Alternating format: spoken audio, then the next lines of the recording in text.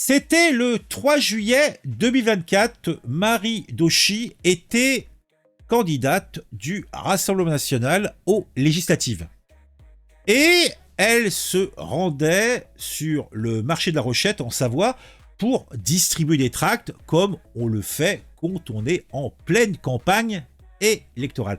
Ce qui devait être une simple sortie de campagne comme les autres un jour de week-end s'est transformé en un événement qui a été pour Marie Doshi déjà ultra volant et très traumatisant puisque elle s'est retrouvée à passer devant l'épicerie chez Momo dont le propriétaire Mohamed Koueder Bouabdallah arborait dans sa devanture un drapeau palestinien.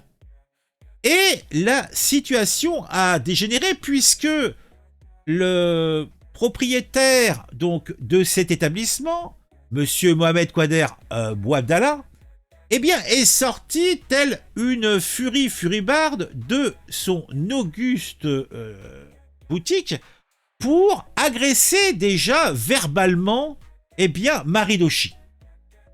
Alors, il est de notoriété publique que ce monsieur, Koueder Bouabdallah, est connu pour ses opinions anti-RN. Et il aurait vu dans la présence de cette jeune femme, une provocation. Oui. Donc, mon Dieu, elle ose, la nazie, venir devant mon établissement. Donc, elle a subi déjà des insultes de l'individu. Elles ont fusé, nombreuses.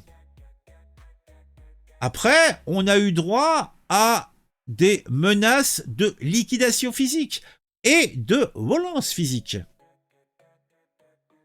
La députée européenne Marie Doshi, puisqu'elle était déjà députée européenne, élue quelques jours avant, puisque vous le savez, quelques semaines avant, puisque vous savez qu'on a eu les européennes, et puis suite à la décision de Macron, on a eu les élections législatives anticipées.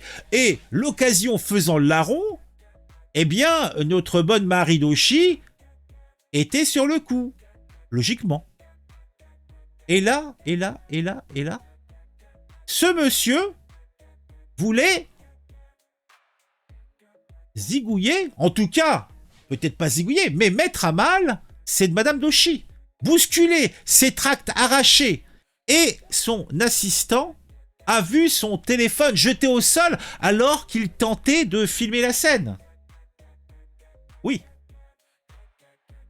Et la conclusion de tout ça a eu lieu le 13 décembre, c'était il y a quelques semaines à peine. Mohamed Koueder Bouabdallah a comparu devant le tribunal correctionnel pour, que la justice passe. Et la justice est passée.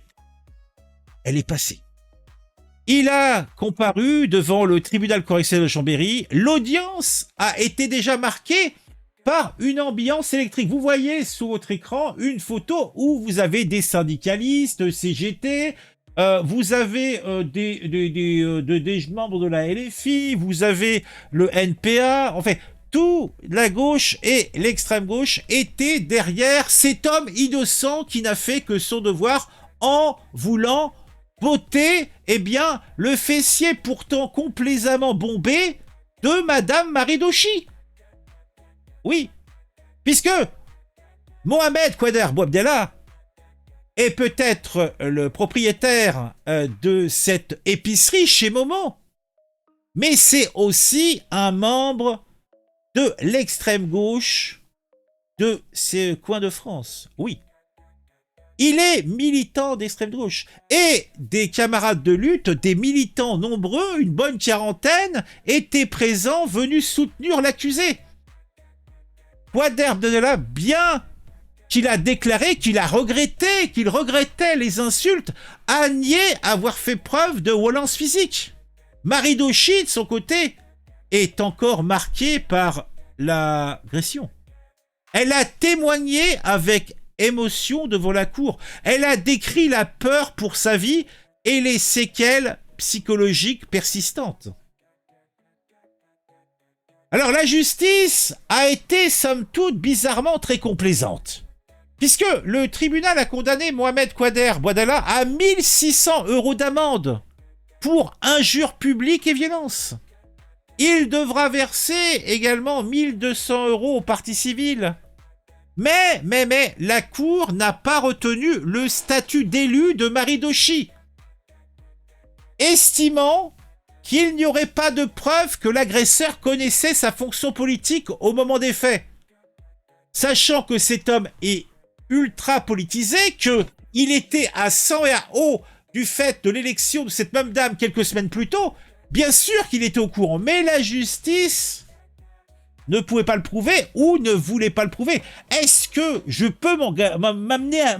Tout ça me fait penser que peut-être les juges, les ascenseurs, les procureurs se sont montrés, somme toute, très complaisants. D'ailleurs, je constate que le parquet n'a pas fait appel de cette décision.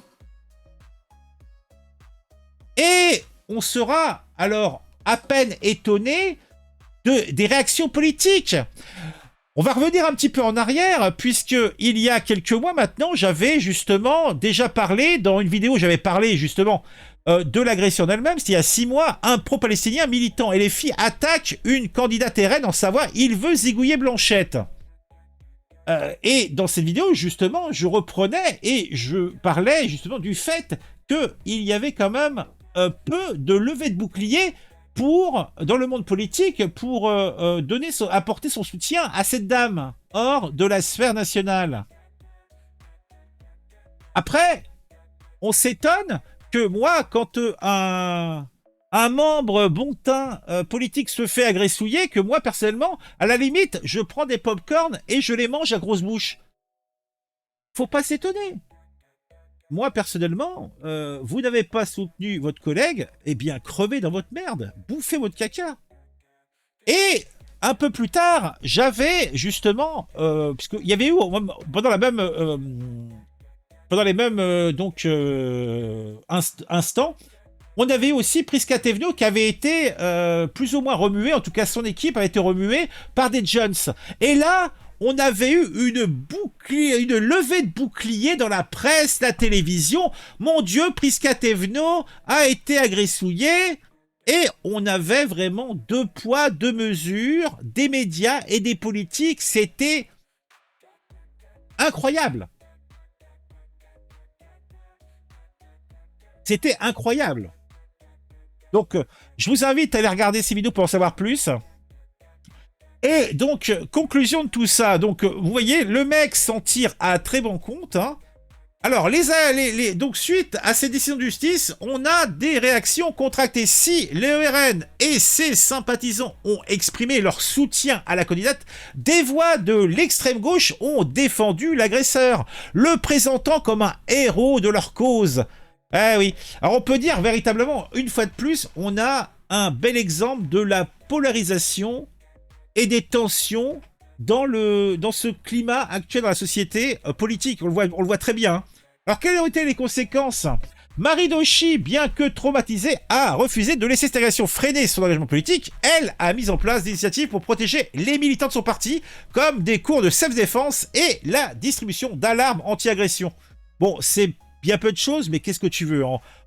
Là encore, hein, on peut pas... le nerf de bœuf n'est pas toléré. Hein, une manière de transformer une expérience négative en une action positive. Eh ben dis donc. Donc, vous voyez, moi, une fois de plus, c'est le genre d'événement qui, eh bien, a tendance à mettre entre parenthèses mon empathie. Bon, souvent, vous allez constater que je manque parfois d'empathie pour certaines personnes. Ce n'est pas tant que je manque d'empathie, mais c'est simplement, je la mets entre guillemets, je me force à la mettre entre guillemets, puisque moi, le 2 poids 2 mesures, moi je suis comme un enfant. Vous voyez, les enfants, souvent, ils ont un sentiment d'injustice. Quand ils voient une injustice, eh bien, ils sont très très en colère. Eh bien moi, je suis très très en colère. Excessivement en colère. Pas de réaction de Staline Rousseau sur cette lâche agression. Mais non, mais ça, à la limite, elle était jouasse comme ses collègues. Et après, ils vont. Bah oui, Michel, oui, oui, épicerie fermée, vendue, le fonds renversé. Non, mais oui, mais c'est pas comme ça marche, hein. Mais bon, tout cela m'afflige, tout cela me consterne, hein. Bon, en tout cas, dites-moi en commentaire ce que vous pensez de tout ça. Et je vous dis, eh bien, à très vite pour une nouvelle vidéo, etc., etc.